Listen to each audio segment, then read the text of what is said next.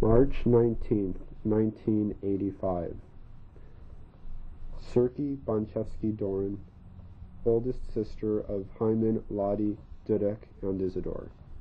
No, that's what I want to talk to you about, are your parents and your grandparents, mostly, right now. Well, my Bob's name was Ferry. Vega? Okay. Her husband's name was David. Right. Their name was Bonchevsky. Okay. And the only one that carried the name was my mother. She married a cousin. There were 10 daughters in the family, not one son. And my grandmother was very worried that nobody will carry the name. Right. So my mother married a cousin by this name Bonchevsky. Okay. And when she married that cousin, wait, let me see what I want to tell you about this. Oh, so when Jaime was born, your grandfather, right, he was the first one that would carry on with the name. Right. To her, he was Jesus Christ. She idolized him. Whenever she came on a visit, she put him under the table and fed him special meals so I shouldn't see. And I used to tease the life out of her. That's what I was crazy about the meals. I says, I'm going in to get it. I'm going in to get it. I remember it like today. That's great. And she says, she was a Litwitschke. Surkie, ga je weg? Surkie, ga je weg? And I said, ik wil zeggen wat gij meer zegt. Je Jewish name was Chaim. He was named after an uncle. Okay. So here they call him Jaime. Right. Chaim is Jaime. So that's it. This is as much as I know about these things. Okay. The family lived about 40 verst. A verst here is like here they say here a mile. This is a day kind of verst. Away from Odessa, a village. Okay. There where I was born. Okay. The other kids were already born in the town where I was raised. What was the name of that town? The name of where I was born? Yeah. Balaiva. Balaiva. Balaiva, that was in, let's see, when you wrote there, Balaiva, that's what we called it. Right. I'm trying to see. I don't remember which way they called it in Russia, but anyway, Balaiva. Okay. I was born there. Okay. And then the family moved somewhere else. One of the sisters, my mother's sisters, moved to Bogopol. Right. Bogopol was about 250 verst away from there. And in those days, 250 verst, you traveled 3-4 days, right, because by horse and wagon. Our town where I was raised, you wanted to jump from one to the other? Sure. I mean, Okay. it's whatever you want to tell me. Bogopol, where I was raised, where all of us were raised, was 3 towns together. When you crossed the ferry, you went to Golta. Right. When you crossed this ferry, you went to all the way up, and there I went to school. Okay. And you walked all the time. Our town was in the middle. Our town was like this here, surrounded by water that went to Alweopol. Right. That called the Sejuche. The other side, Golta, was on the other side was Golta. Right. Was already a boog. The Sejuche was like a river. Right. The boog was like a lake. Oh, okay.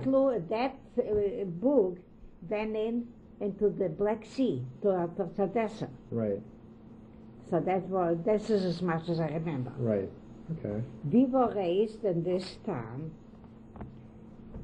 One of my other mother's the reason we came there is because my mother's sister lived there already. Right. Do you remember their names? And in our town where I was born, there was no way of making a living. It was like a village. Right. All right.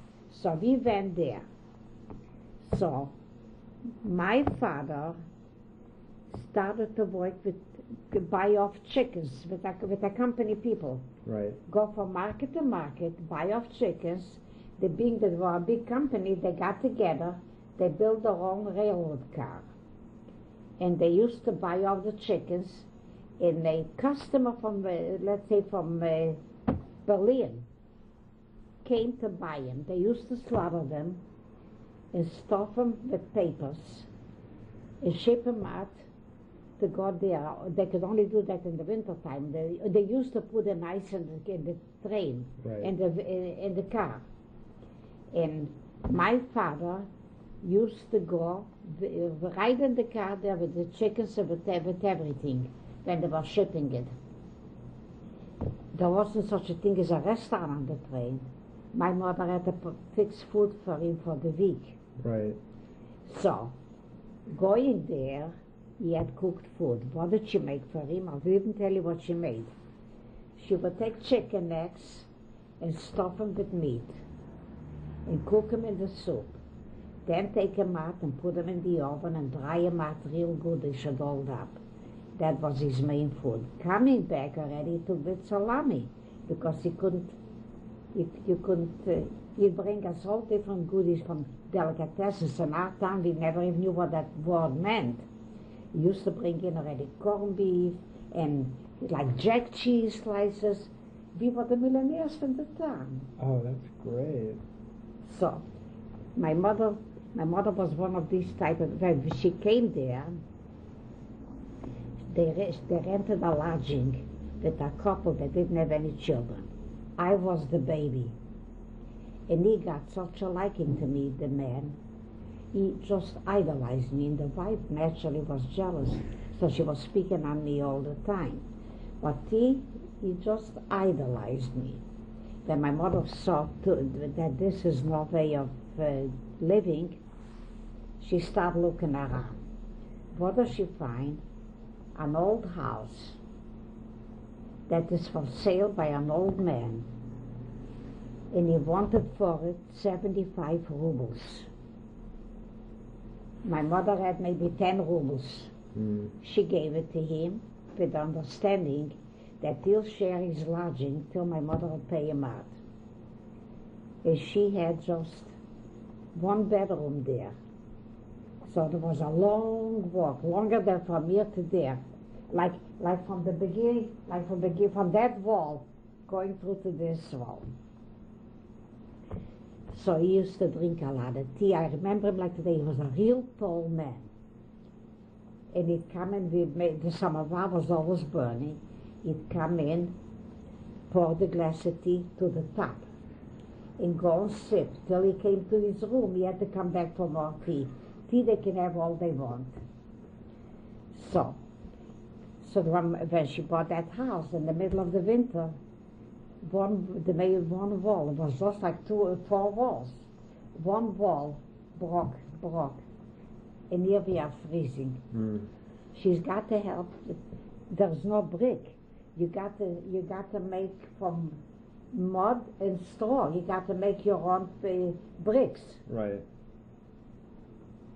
She went out on the market and she hired a couple of people, and she stood there with them shoulder to shoulder, and little by little they replaced the wall so that we had the roof over their head. Well, till we paid him out and everything else, we couldn't do much. She couldn't do much with the house, but she was by herself, and that was important to her. The next thing the thing needed, it was a straw roof. The roofs went like this here. If you travel in Europe, you see in the Bavarian countries, you still see it. The roof is like this here, and it's straw on it. And when you go to the Bavarian countries, that roof, grass is growing on there. Right. They plant some things there. So she didn't want that. So the first thing was done to put up a roof. But before she went to put up the roof, she knew she's not going to use that house because it wasn't much of a house. So the roof was standing on beams, the height that she wanted and everything else. Right. And away from the house, but the house was covered in case the train still be able. In the meantime, we had where to live. Little by little, she turned that little house into a home. When she finished paying him out, he moved out. He didn't live too long after that. So when he died, Bobby was pregnant with Izzy. You remember Uncle Izzy? Barely. He died a long time ago. Yeah. So he was named after him. His name was Itzik. So Bobby named him after him. He says he was a lonely man. He didn't have a soul in the world. And that's what she felt. She asked that on account of him, otherwise she would have never gotten a roof over her head. And little by little, she turned that room in, that little room, one big room, to a nice home with a couple of bedrooms. She added on a garage. Without the basement, you couldn't do anything there because she had no place where to keep things. Right. Well, she couldn't put up a regular basement. So in the garage, she dug out a well that you could go down on a step ladder. Right. And in the well, she made another one that was about, she dug out a special place for to keep her potatoes. So she should have potatoes for the winter. You depended on that. Right. During the winter time, there's no markets. So she would put up sour watermelons, sour pickles, sour apples. Should be food for the year. And even if we weren't rich, and when my father came around from those big cities that he drove, that was there for business, he'd bring, here, you don't even look at that fish, what do you call it again? Like you make tuna from it. Forgot the name of the fish, I'll think of it. So there, they press them like herring, and you bring boxes full. Saturday night, you don't cook, but you got to have dinner for the family. Right. She'd go down in the basement and bring up, they called it scambrias. Bring it up for herself. A couple of families that lived around there, she knew they had nothing. So she considered herself a millionaire. She knew how to handle things. Then she got a cow. We had our own milk. All in that place. Right. And our biggest pleasure was in the summertime that you took the car out to pasture. We weren't far from those fields. So naturally, first had to milk the cow. To her, the best drink was that hot glass of milk that first came out from the cow. She thrived on that. And bring out the cow to pasture. And then come home and take care of the family. So she did some dressmaking, she did some sewing. Right. So to help to carry the burden of the family. So this was our life. Right. The sister that we found there, that husband, her first husband, passed away at time, he was named after him. She remarried. And after we had the pogrom in our town, they decided on leaving for Argentina. They didn't want to stay. That time they didn't know yet America. America was too hard to go. Right. So they went to Argentina. What year was that? Do you remember? I'll tell you in a minute. Okay. I'll tell you in a minute. I must have been that year that we had the pogrom in our town. I must have been about 8 years old. I'll tell you why. I'm trying to catch one and the other. She took sick. She had a miscarriage and she took sick. And she lived about, let's say, about 2.5 blocks away from us. They were saying that our town is going to have a pogrom. My father wanted to run out to the market place to see what's going on. She says she must go see her sister till anything happens. Our street was near, the streets were very narrow.